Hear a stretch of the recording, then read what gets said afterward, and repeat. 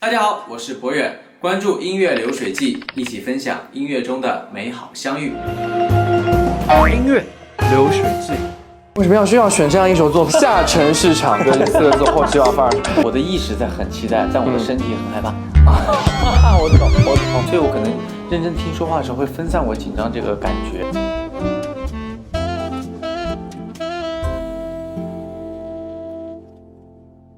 Hello， 大家好，欢迎收看胖叔叔流水记的音乐流水记。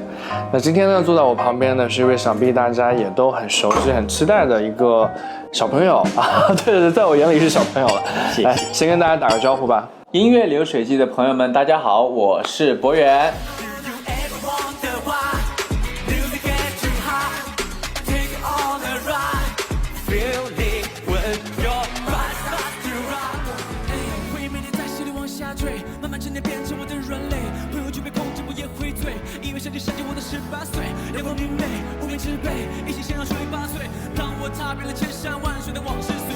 我自己来说哈，包括之前也在微博上说过，其实我并没有特别完整的看之前博远就是让最多人知道你的那档节目嘛。然后也是因为这次来到天赐，我才完完全全是从舞台上，包括你跟大家的交流当中去认识你的。所以我今天想跟博远同学好好的聊一下，就是你在来到这档节目之前啊，你对天赐的声音你是什么样的一个印象？从唱歌的层面来说，我认为它是给了所有热爱唱歌的歌手一个可以做音乐实验的平台。大家好，我是博远，非常高兴也很荣幸能够来到天赐的声音这个舞台。因为大家都会有自己的作品，而且大家也会有自己擅长的曲风，但是大家来到这里以后，他会有机会可以光明正大的有一个平台，我去演绎别人的歌曲。第二点的话，会有音乐合伙人这个概念嘛。那大家平常歌手的话，都是自己单打独斗比较多。对，然后我是团体出身，所以我知道跟团体一起演绎一个作品是什么感觉。但如果一开始就是歌手出身的老师，他可能对这样的感觉他是可能好奇又陌生的。是的。对，我觉得来到这个平台里面，大家除了可以合作，还可以像武林大会有切磋的味道。对，所以就是，从单独的去在舞台上表演的歌手，再到你有过在一个团体里面的经验，然后再到天赐的话，就是你觉得有这种两搭档的这种可能性，其实也是蛮吸引你的。对，而且我以前所在的任何一个团体人数都还不少。是的，对，那是相当多了。能来天赐的时候，心里在期待这个节目，因为是2人搭档嘛，就会想到自己唱歌的篇幅变大了的同时，我会不会暴露自己更多的，以前可能没有暴露的缺点啊，会担心这个的。OK， 流水记。我来谈一下啊，天赐的声音就是可以说是非常精彩啊，但是往往可能也会带来一定的争议性的这个部分。明白。对，争议性的部分其实，更多是来自我们建议团的老师，这是我的直观感受。因为我个人认为，我做歌手也好，艺人这个工作是蛮主观的一个选择。对。然后呢，我要接触到更多的人，是我的支持我的人。那他们对你永远都是正面的夸奖为主。所以能来这个节目，几位老师在跟音乐有关的领域都有建树，真的就是不同的角度。所以我很期待在各位老师的眼中的我，在准备好一个舞台呈现在你们面前的时候，你们从不同的眼睛看到的是什么？告诉我，就你们给到我的意见，让我自己会有更多角度的认知。有一种如释重负的感觉吗？既有如释重负的感觉，也没有。怎么讲？因为接下来要面对的是建音团老师们的点评。好会 Q 流程啊！录制第一期节目的时候，博远他非常的有礼貌，就过来跟我们建音团的老师们打招呼，就是说：“老师好，我是博远，第一次来参加这个节目。”我说：“你好，你做好准备了吗？”我说：“我准备好了。”对，后来就是其他人跟我说，那一刻博远的眼睛里流露出的是2个字：惊恐。对。那今天看完了博远在天赐的舞台上的首秀之后的话，我想告诉博远，你今天的表现我也想用2个字来形容，就是惊艳，真的是惊艳。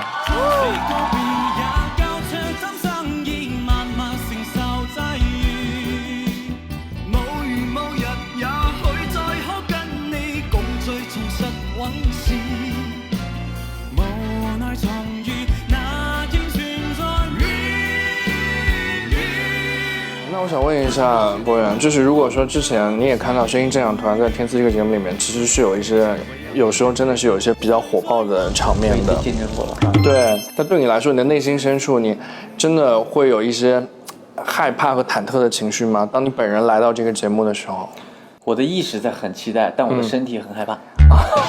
我懂，就是难免的嘛。对，而且有些时候。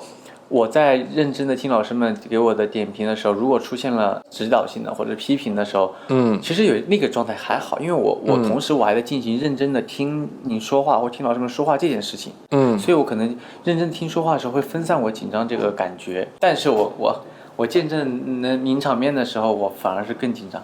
我懂，流水记。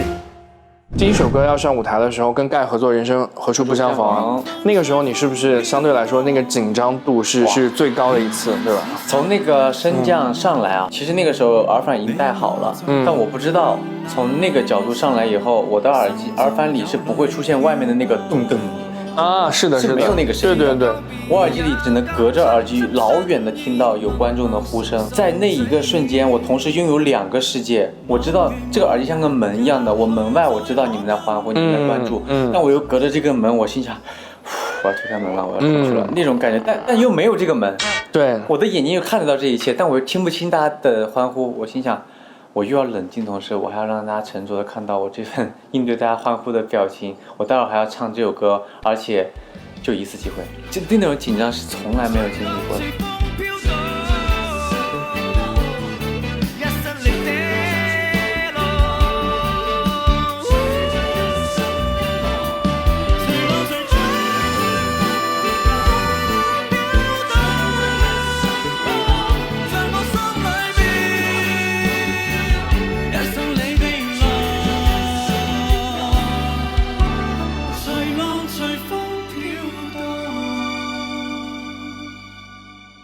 流水记。第2首起风了，你清唱的那一段其实就是有非常非常好的一个成绩嘛，然后那天晚上你跟西林又有了一个这样的合作，对，但是其实唱的时候我的感觉就是，我不能说就是多么的让我惊喜吧，但我觉得你们很相信这个歌里的这个感情和这个歌要传递的一种感觉吧，这是给我当时的一个感受。你跟西林在合作这个舞台的时候，你会觉得就是相对来说难度会降低了吗？因为这首作品你肯定会更熟悉嘛。难度降低并没有，这首歌在定下来决定要唱的时候，我鼓足了很大的勇气去决定这首歌。原因就像老师您说的，它是一首大家耳熟能详的歌。我算了一下时间，它播出的时候正好是毕业季，有点像是一个礼物的心态嘛。对，给到毕业季的同学们，也给我自己。我当时唱那首歌的时候，真的是毕业季，我毕业的时候。对，因为你也毕业了。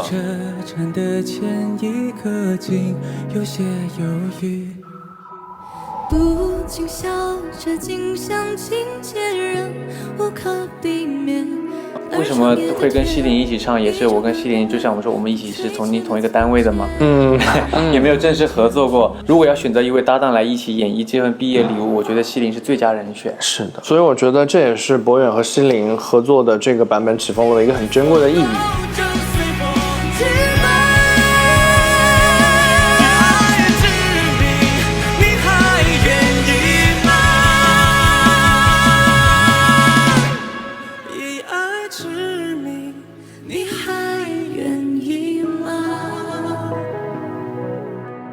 说到热爱105度啊，其实当时我们真音团发现这首歌曲就是你们俩来唱的时候其实当时就是有点想说为什么需要选这样一首作品？下沉市场，对，这4个字后期要范儿。因为我跟这首歌的这个原作者其实阿四，我们也都挺熟的，是朋友。阿四当然就是在我心里面是无可争议的一位创作才女哈，是她的歌很朗朗上口，对，但是同时又是有质感的。就是抛开就是这首歌的所有的背景确定好要演绎这首作品的时候，你当时是什么样的一个感受？其实是碧晨姐决定的，她说我们要做一个又酷又甜的唱跳。所以我听到这个歌名，我知道这首歌，我说那要怎么改呢？我第一反应是想象我和碧晨姐在台上，super爱的笑容，小甜歌两个人可爱的感觉。对，我说这个感觉好像画面不太对。编曲 demo 出来的时候是碧晨姐亲自录的 demo，很认真，女生男生的部分都录了。我说姐，这是你自己唱的？对啊，有问题啊，就是还是啥？我说没有，我说我只是有点吓到。那没事，你就照着你的 part 那个地方呢，我用的声音稍微粗一点，你就听就行。我说哇，谢谢。热爱105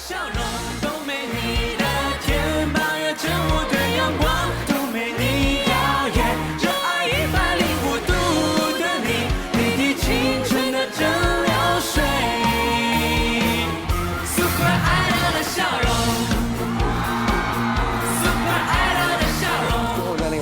呈现，就是你觉得算是突破了你对这个歌本身的一个想象吗？完全突破了我对这首歌本身的想象。更让我惊喜的是碧晨姐。她做了很多临时在排舞室的时候现想的决定，包括最后你看到我俩蹲到地上，双手牵起来、拉起来，把自己拉飞，然后表现出一种我们合作完了，感谢你的那种状态，是碧晨姐设计的，特别好。对，其实博远这一次也真的是赚到了，大赚特赚。张碧晨应该是把他在天赐的声音4季以来第一次的唱跳合作给予了你，是的，我觉得这是一个特别欢乐的一个唱跳版的《热爱105度》也是我觉得很推荐大家去感受，因为我觉得这首歌曲在很多人看来可能觉得再简单不过了，但是我觉得这一次碧晨和博远的合作，其实把这首歌里那种简单的那种童趣是做了一个很好的一个放大，也是值得我们去感受的，一定要结合舞台视频一块来欣赏。是的，是的。丢掉手表，丢外套，丢掉背包，再丢唠叨，丢掉电视，丢电脑，丢掉大脑，再丢烦恼。就是迎来了跟姚琛同学合作的那个舞台，离开地球表面，离开地球表面，这算是你们俩第一次的舞台合作吗？是我俩我在海花岛的时候就已经见过面了，他们作为前辈来探班。那你们那次的合作的话，其实就是对我来说，我的惊喜就是看到了博远就是在演绎快歌的时候，也是有另外一种叫做优雅，因为我觉得你在舞台上就是从容不迫，你们俩的这个节奏是截然不同的，但是又很契合。那关于这首作品，我想问的就是，是不是有基于你们俩本身性格还有台风的一些不同，所以你们当时才决定？就是那个相对来说更忙、更疯狂的那个男孩是姚琛，是吗？排练的时候，我是很满的。我跟姚琛一起忙，一起忙。然后我心想，我一定要在这里面给大家一点喘气的空间。难怪呢。那编排已经定了，歌曲也定了，编曲也定了，词也定了。那这个时候我就只能从自己下手了。然后在舞台表现上的时候，我当时就想的，姚琛他是一个释放的猛兽。其实我当时给自己设定的也是一个释放的猛兽，但我是那种可能沉睡的时间是上千年的那种感觉，上千年，所以我起来就会有一个起来是这样的感觉的状态的那种，我终于醒了，对，然后那种感觉的状态。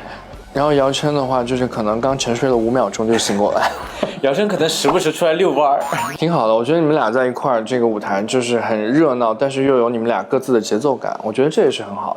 就大家千万不要觉得唱跳舞台好像就是玩个热闹，其实它里面所有的这个设计的细节，绝对也是大有门道的。那我觉得我这一次也是看到了博远和姚琛同学是用一个非常严肃认真的态度去对待这样一个大家本来很熟的一个唱跳作品的，对，我觉得也蛮好的。流水记。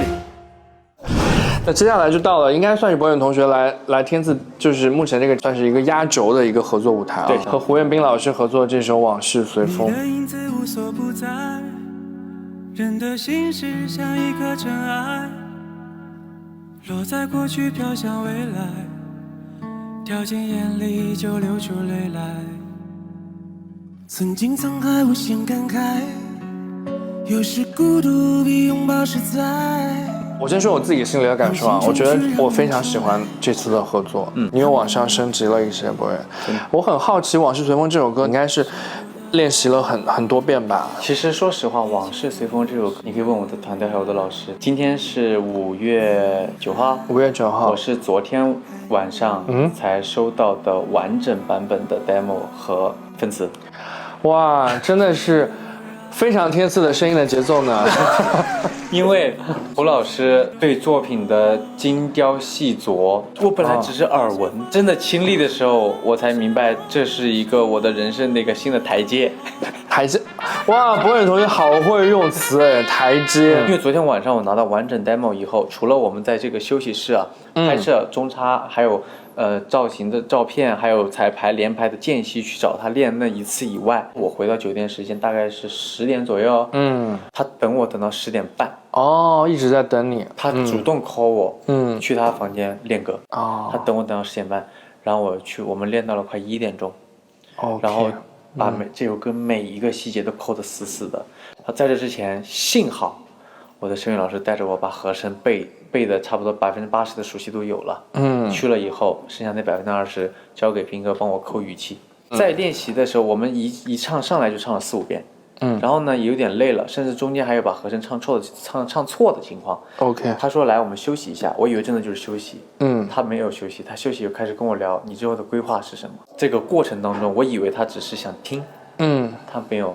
他毫不吝啬，他慷慨解囊，把他所有在他这个行业见到过的可能和我经历很类似的艺人，包括他自己以前的经历分享给我，然后告诉我你要想明白你应该做什么样的选择和规划，才对你以后的路有利。他分享了很多案例给我，会想说等一下，如果我是你，我想想这样的情况，想了很多事，就生怕我走弯路。